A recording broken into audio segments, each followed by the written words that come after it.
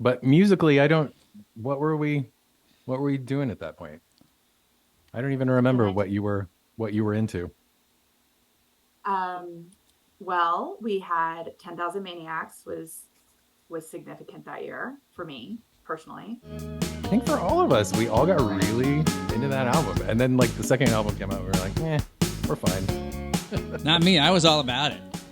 Really? I was in Why? for 3 albums and solo stuff. I was remembering that when I moved to New York in 1993 or 4, I was still big into 10,000 Maniacs and buying like 10,000 Maniacs bootlegs in record stores. Wow. You know, like live shows from the board. And they were on CD and they were like $40.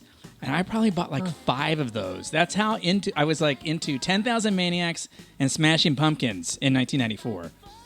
So, but it started in 1988. Yeah. So I remember watching, I don't know, I guess could it have been on MTV? There was some sort of video with Natalie Merchant and she's singing and she's got her flowing skirts. And it was the first time I'd heard it. And I was like, wow, she's like Stevie Nicks. And I remember you were really horrified at this, Ben. I know. At that But I age, it stand was by like it. I not think her really. voice has kind of that Stevie Nicks sort of, I don't know what you would call it, but definitely the flowing shawls and skirts. The witchy woman component. Mhm. Yeah, I was definitely like anti anything classic rock in the 80s. Which is funny because that Fleetwood, especially the Stevie Nicks stuff, is so not classic rock. I mean, it is, but it's so different than everything else. Right.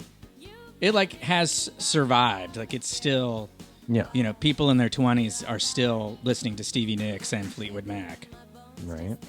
And no one is listening to And so I 10,000 don't know if- Maniacs. No one is.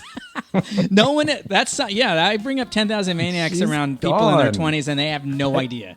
It's also funny that we were all listening to this, like Midnight Oil was very politically active. 10,000 Maniacs was very politically active. We were listening to all this politically active stuff, but we were doing nothing. I guess, Julie, were you doing politically active things? Because we were not.